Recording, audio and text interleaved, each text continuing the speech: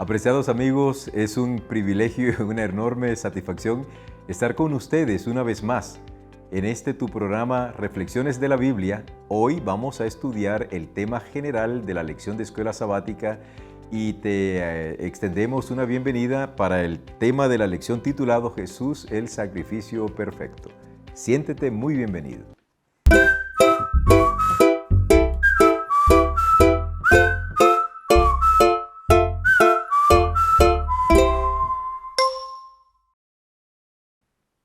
Jesús, el sacrificio perfecto.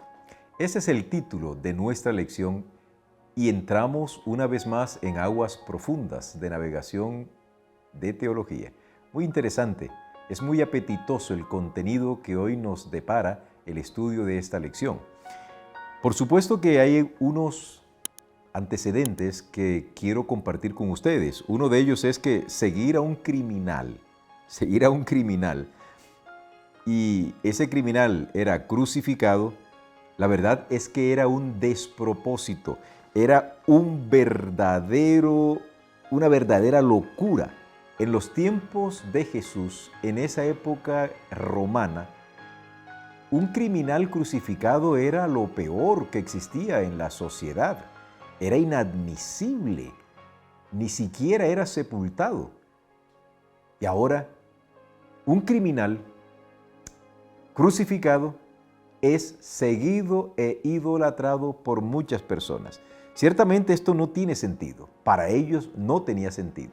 Es por eso que el apóstol Pablo, escribiéndole a los hermanos de Corinto, en 1 Corintios capítulo 1 y el versículo 18, dice de la siguiente manera: el mensaje de la cruz es ciertamente una locura para los que se pierden, pero para los que se salvan, es decir, para nosotros es poder de Dios.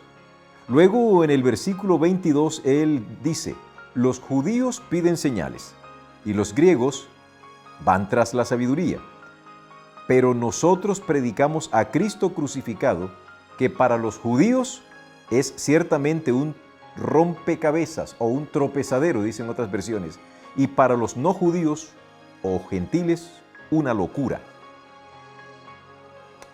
Seguir a Cristo en aquel tiempo de verdad que implicaba mucha fe. Hoy la cruz del Calvario goza de un estatus muy grande. Muchísimas personas se jactan de llevar en sus cuellos un crucifijo.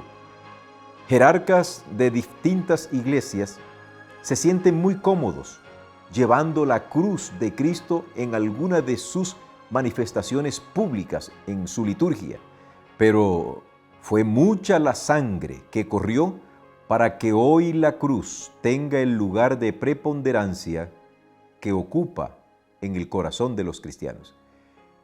Si nosotros hubiésemos vivido en el tiempo en el cual Jesús fue crucificado, y si alguien viene a nuestra casa para presentarnos a ese hombre que fue crucificado como el Salvador del mundo, ¿tú crees que nosotros lo hubiésemos aceptado fácilmente? Es evidente entonces que la predicación del Evangelio en los tiempos posteriores a la muerte, resurrección y ascensión de Jesús fue difícil. El establecimiento de la iglesia primitiva fue un establecimiento sobre lágrimas, sobre sufrimiento, sobre martirio y sobre la muerte. Hoy nosotros podemos decir: qué agradable es tener la cruz. Muchas personas en su casa quisieran tener siempre un crucifijo, pero lo importante es destacar que cuando Pablo habla de la cruz, lo habla en un sentido absolutamente positivo. Por cierto, hay algunos miembros de ciertas iglesias que no les gusta hablar de la cruz. Ellos asocian la cruz con el crucifijo. Pero cuando Pablo habla de la cruz, no se está refiriendo al objeto, se está refiriendo a todo lo que implicó. Para Pablo, la cruz es algo así que se debe entender por antonomasia como todo lo que implicó para el cielo, para Jesús, para los ángeles, poder ejecutar el plan de salvación que se había diseñado desde los tiempos antiguos, desde la eternidad. Pablo tiene en mente eso cuando dice la cruz es locura. La cruz es simple y llanamente el evangelio. Así que no tengas temor de hablar de la cruz, porque la cruz es todo. No estamos hablando del instrumento, estamos hablando de todo. ¿Ok? Por otro lado, cuando nosotros empezamos a hablar acerca del sacrificio de Jesús, tenemos que pensar en algo. ¿Por qué fue necesario que Cristo muriera? La respuesta parece simple, pero la verdad es que hay un profundo contenido en esto. En Génesis capítulo 2, el versículo 16, la Biblia nos dice de la siguiente manera.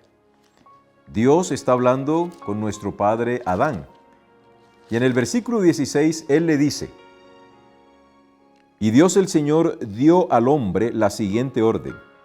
Puedes comer de todo árbol del huerto, pero no debes comer del árbol del conocimiento del bien y del mal, porque el día que de él comas, ciertamente morirás. Esa es una sentencia muy firme, pero ¿murió Adán el día en que él comió de la fruta prohibida? Si nosotros analizamos el texto bíblico, la respuesta es un contundente no. Adán no murió, pero sí hubo alguien que murió. ¿Tú recuerdas que Dios fue paseando por el huerto y le preguntó a Adán, ¿dónde estás tú? Y Adán le respondió, es que tuve miedo porque estaba desnudo y me escondí. Y entonces Dios le dijo, como que comiste del árbol, ¿verdad? Por supuesto que Dios ya lo sabía. Cuando Dios quiere cubrir la desnudez de Adán, tiene que matar un corderito, pero el cordero no lo mata Dios, el cordero lo mata Adán. Cuando Adán mata el cordero, sintió un dolor profundo en su corazón. Era la primera vez que él estaba expuesto a la muerte. Con ese acto comprendió que así como ese corderito, que no tenía culpa de sus pecados, de su error, murió siendo inocente, él vio que Cristo Jesús en el futuro, el Cordero de Dios inmaculado, derramaría su sangre para poder expiar la culpa de toda la humanidad. Y no olvidemos que toda la humanidad son los hijos, los descendientes de Adán. El inocente paga por el culpable. Pero hermanos y amigos, ni todos los sacrificios, toda la sangre derramada de todos los animales que fueron sacrificados, ninguno podía quitar ni un solo pecado.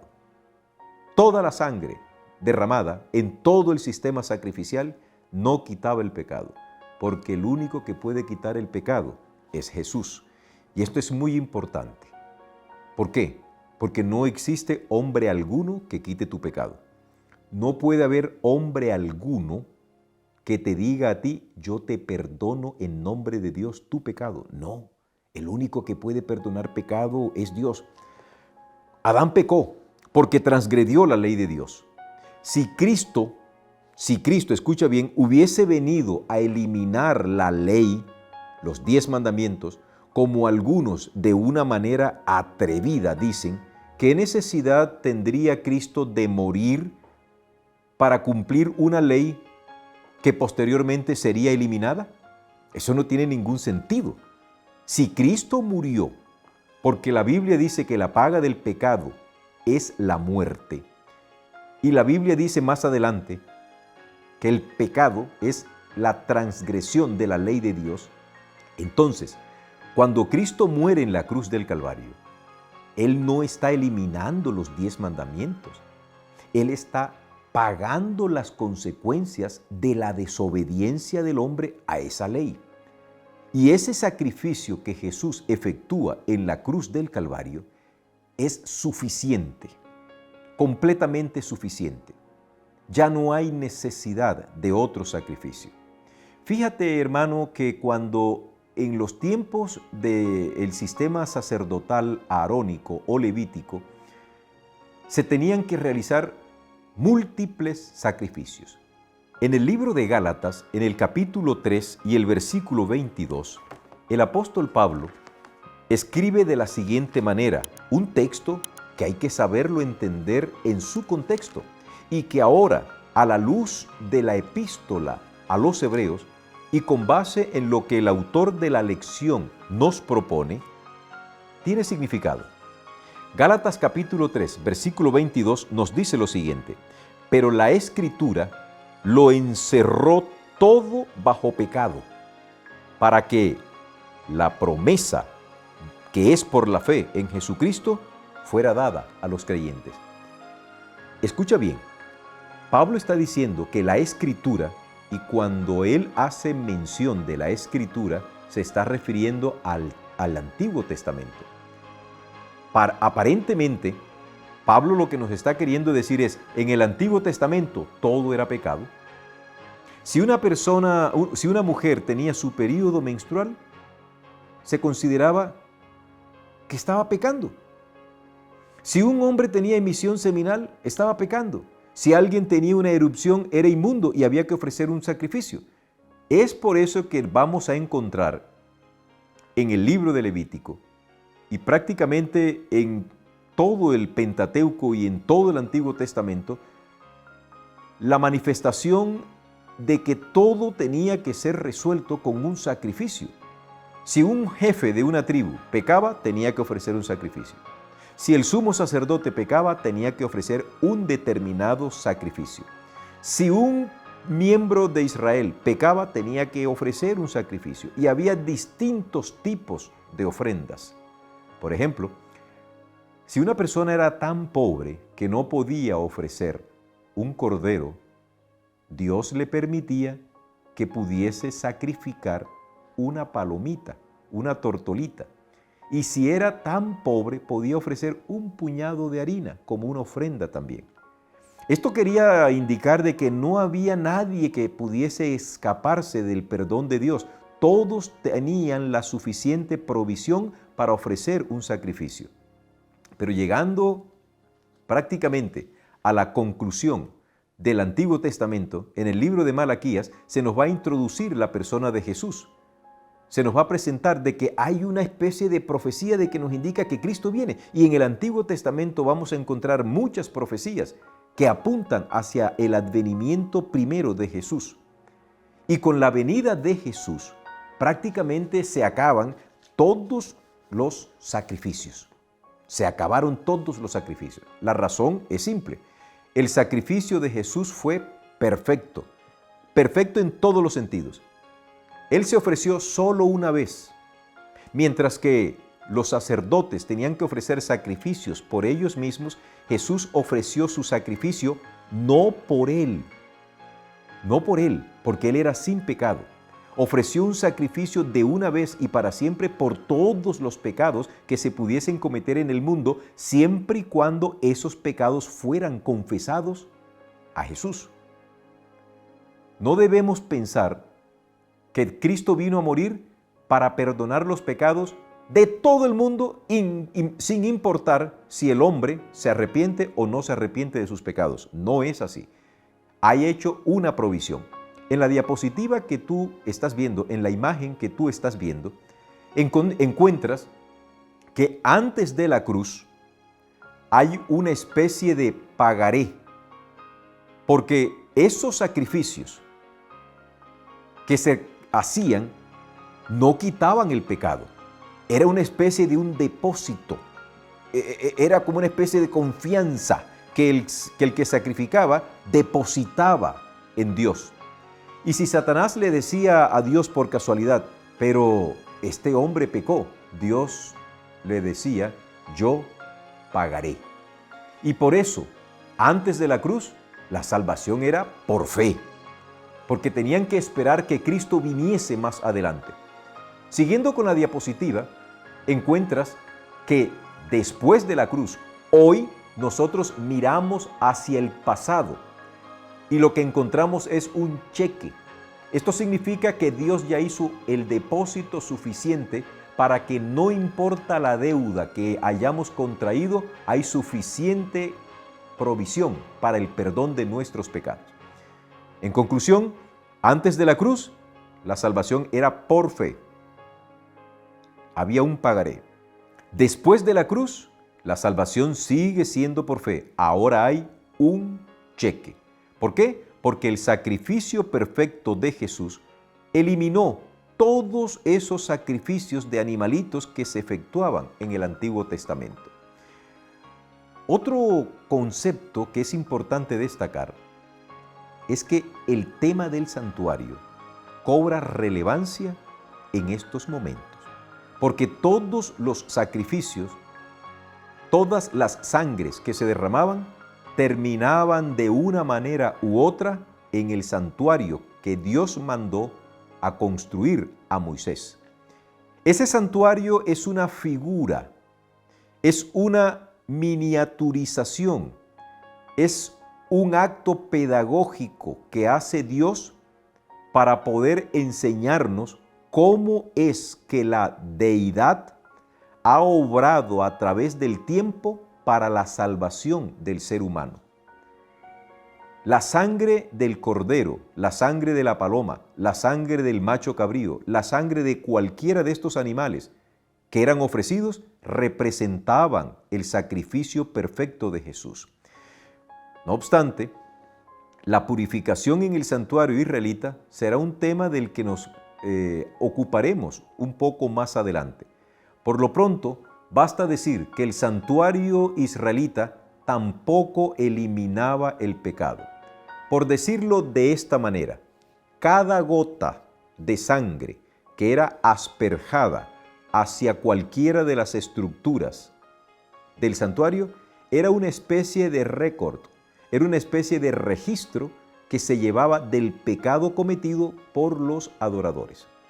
Y en el día de la expiación, el santuario era limpiado, como su nombre lo indica, se expiaba, se eliminaban del santuario esos pecados que durante 359 días se habían ido acumulando en él, por causa del sacrificio diario, por causa de las ofrendas y de los sacrificios individuales que los israelitas iban llevando al santuario. Pero en el día de la expiación se hacía una purificación total. De esta manera, el santuario quedaba limpio de los pecados que habían sido depositados en él a través de la imposición, de la confesión de los pecados que los israelitas hacían sobre la cabeza del cordero, del macho cabrío o de la ofrenda que iba a reemplazarlos a ellos. Ese sacrificio realizado por Cristo eliminó todo esto, porque ahora Él es nuestro garante. Más adelante en el estudio de la lección y en el estudio de la epístola a los Hebreos nos vamos a encontrar que Cristo asciende a los cielos para empezar no solo la obra de intercesión, sino una obra de purificación allá en el santuario celestial.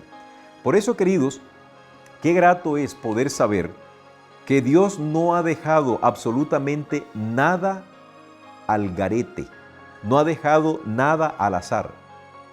Una vez que Cristo ascendió al cielo, comenzó una labor de intercesión, de purificación y de eliminación de pecados. Comenzó una obra en la que los ángeles han tenido parte activa. Más adelante, quiero compartir con ustedes de una manera más profunda cada uno de estos tópicos que hoy simple y llanamente estamos esbozando como una nota introductoria. Es importante también recordar que el santuario terrenal no llegó a existir por capricho del hombre, sino por voluntad divina. Y el santuario terrenal es una pálida ilustración de la realidad superior que tenemos en las cortes celestiales, del palacio del Rey de Reyes y el Señor de Señores, del templo de Dios, el templo de Dios que es el epicentro administrativo de todo el universo. Allí, en el templo de Dios, la deidad, junto con sus ministros, que son los ángeles, desarrollan el plan de la salvación en favor de nosotros. Cada una de las estructuras del santuario que nosotros tenemos revelada ilustran de una manera pedagógica el actuar de la deidad en favor de cada uno de nosotros. Tanto el Padre, como el Hijo, como el Espíritu Santo, como los ángeles, se han ofrecido y están involucrados absolutamente las, entre comillas, 24 horas del día humano en buscar a cada ser humano que desee aceptarlo como su Salvador personal. El santuario es la respuesta de Dios a la realidad del pecado. Permita Dios que en este día nosotros podamos confiar en Él. Yo tengo un poquito de dolor en mi corazón, pero yo sé en quién he creído. Pido sus oraciones también por este servidor, porque también a nosotros nos llegan las pruebas, pero yo sé en quién he creído y allá en el cielo está mi sumo sacerdote, que tiene el control de mi vida, que tiene el control de tu vida, que ofrece perdón gratuito y sobre todas las cosas, que está esperando impaciente para que tú vengas a sus pies. Que Jehová te bendiga y te guarde. Que Jehová haga resplandecer su rostro sobre ti y tenga de ti misericordia. Que Jehová alce sobre ti su rostro y ponga en ti paz. Ese es mi mayor deseo. Esa es mi mayor oración por cada uno de ustedes. Bendiciones.